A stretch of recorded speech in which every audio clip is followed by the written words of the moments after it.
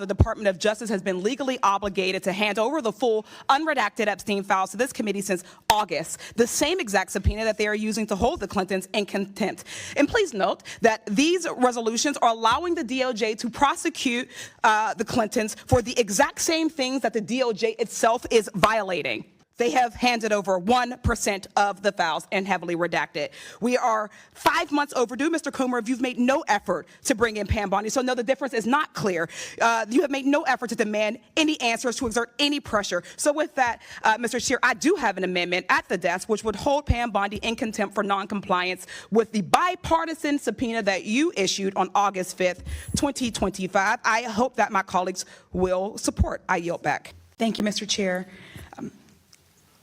I think that even listening to this debate throughout our hearing today, our markup today, I think it's really clear that at the heart of this effort to release the Epstein files are very real human beings who have experienced unimaginable harm. They have been repeatedly victimized by the indifference of the U.S. government and the injustice that they face. They deserve peace and healing and justice.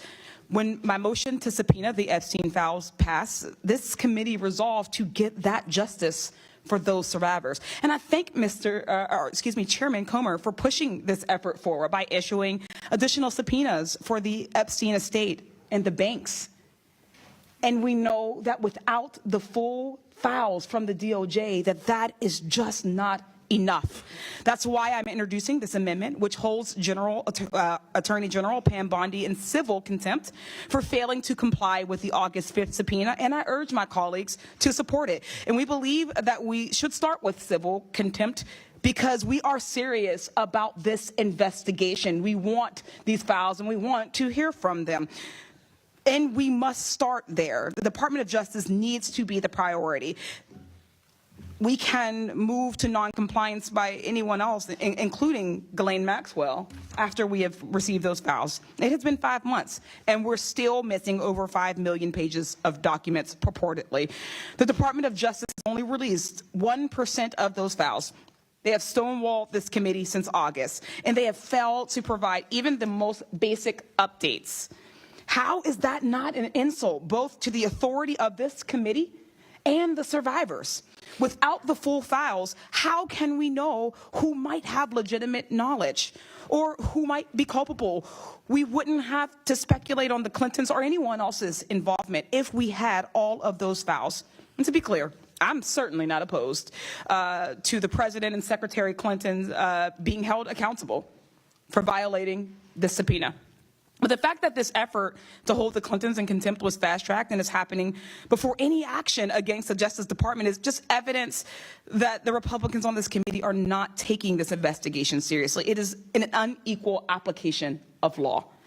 And again, it is a bit ironic that these contempt resolutions empower the Justice Department to imprison possibly 2 people for defying the exact same subpoena that they themselves are defying. If this committee wants to be taken seriously, we would be addressing all the bad actors in this investigation, not cherry picking them for political points. The Justice Department needs to be held accountable for their noncompliance and lack of transparency. They have been selectively producing information, shielding powerful people, and obstructing any efforts for oversight. And if we don't hold them accountable, Mr. Chair, we are too. Just this past Friday, Attorney General Bondi asked a New York federal judge to deny an appointment of a special master to monitor the release of the Epstein files. They don't want a neutral third party making sure they follow the law. I think all of us should be questioning what the Justice Department is doing that they don't want the American people to see. We can't just take them at their word that they'll eventually get around to releasing the files. Quite frankly, they have put up the same, if not far less of an action as the Clintons have. What little information they've released so far has either already been made public or has been a mess of just sketchy redactions. A group of survivors sent a letter to the Justice Department's Inspector General complaining that the redactions had been, quote, selective.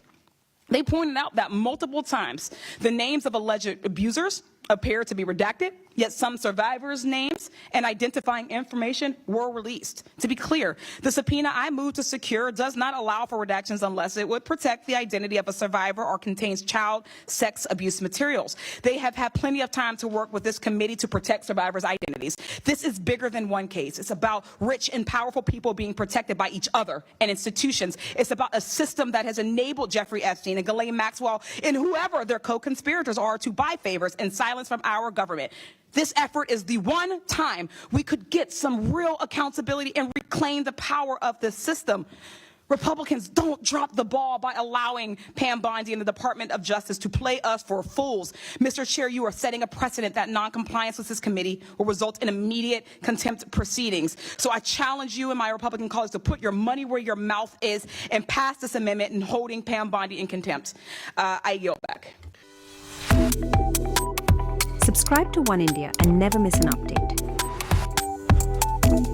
Download the One India app now.